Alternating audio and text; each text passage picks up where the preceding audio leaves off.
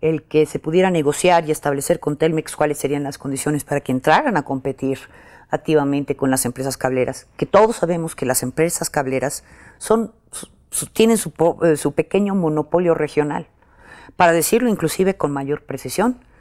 En enero de este año, la Comisión Federal de Competencia sacó una determinación que establecía que las empresas de cable se habían dividido el mercado entre ellas y que habían decidido no competir, es decir, no competir entre ellas, sino simplemente crear una especie de rompecabezas, creando pues evidentemente un oligopolio e impidiendo que nadie más pudiera competir en sus regiones, es decir, una verdadera colusión, una práctica monopólica absoluta, para evitar que no hubiera competencia. Y desafortunadamente esta práctica pues se ha visto reafirmada por el hecho de que no se ha permitido que el único competidor que pudieran tener, que es Teléfonos de México, tenga acceso a esta competencia directa, puesto que pues no se le ha liberado la prohibición que hoy tiene en su título de concesión. Para lo que respecta, por ejemplo, a la licitación de la tercera o cuarta cadena de televisión nacional, pues ya se sabe que ni siquiera se habla de ello. Eso sería el pecado mortal. Y como cualquier buen político diría, pues ni que fueran suicidas, nunca se van a animar a decirlo, y ahora pues se ha convertido en el deporte nacional. Digo, si se trata de hacer crítica en relación a las prácticas monopólicas, bueno, Carlos Slim es uno, pero hay muchos más, y no podemos tomar partido por este o por lo otro, y sin embargo, aparentemente, todas las prácticas, tanto del gobierno federal como del Congreso, son para favorecer a Televisa.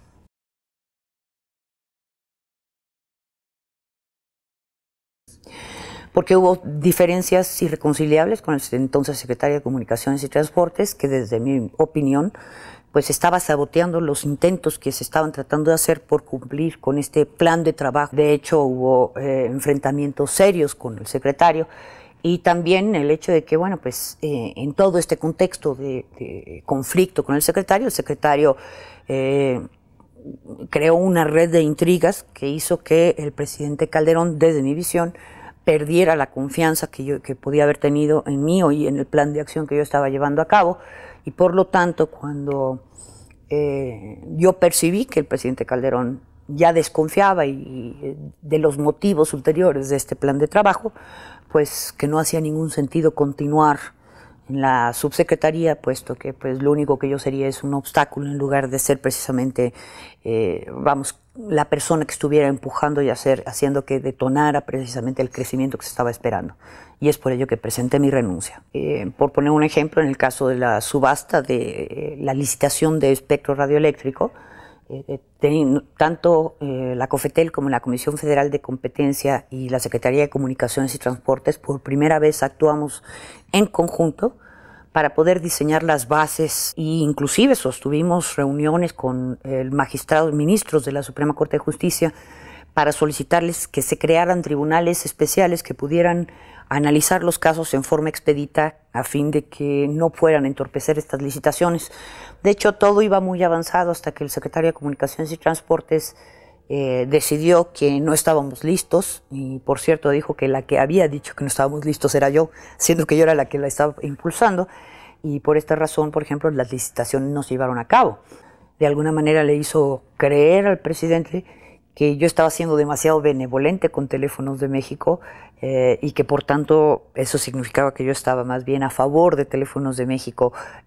sin estar pidiendo lo que se debería pedir en contrapartida. Curiosamente, a mí me tocó obviamente vivir el proceso de apertura a la competencia en el mercado brasileño. Y lo que yo les puedo decir es que los reguladores brasileños usaron el modelo mexicano como ejemplo de qué es lo que no se debe hacer para poder diseñar su modelo.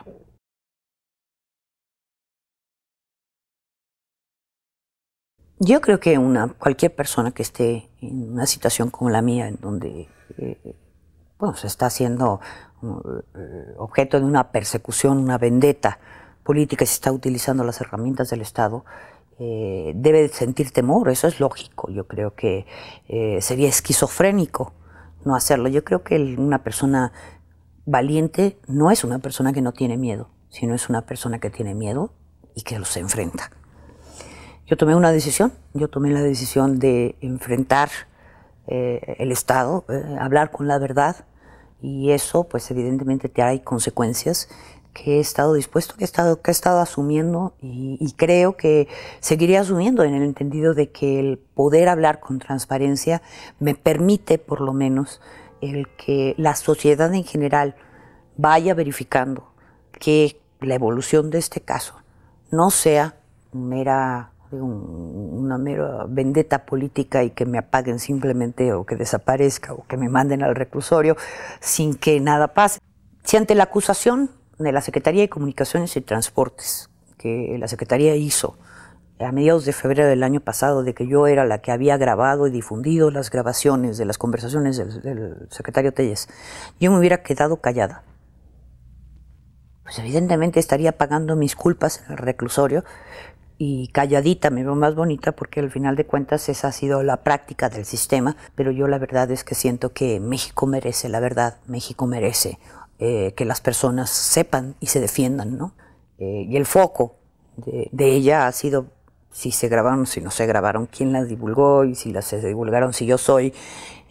digamos, la chica mala de la película, o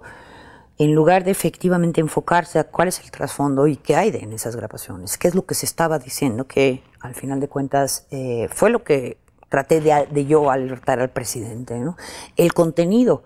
desafortunadamente, quedó fuera de la discusión. Y esto queda fuera de la discusión en el momento en el que se me acusa a mí puntualmente como responsable. Es decir, me hacen a mí la responsable, y con eso pues simplemente dejan a un lado el contenido para estar buscando al culpable, ¿no? Es curioso porque el presidente de la República, recordaremos que desde inicios del sexenio dijo: denuncien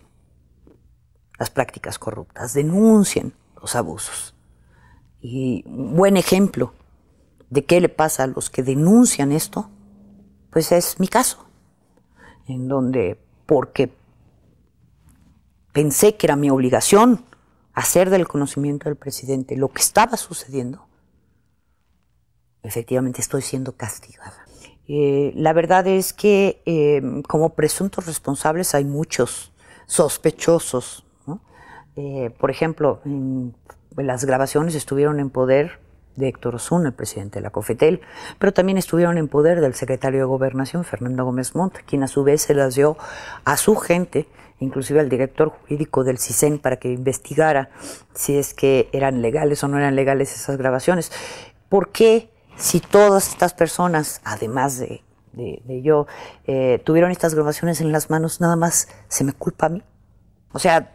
si se trata de sospecha, pues todos tienen un igual índole, grado de sospecha. Lo curioso de todo esto es que en México, conforme a nuestra Constitución, nadie es culpable hasta que no se le pruebe lo contrario. Y sin embargo, todo el actuar de las herramientas de poder ha sido de inculparme sin tener una sola evidencia.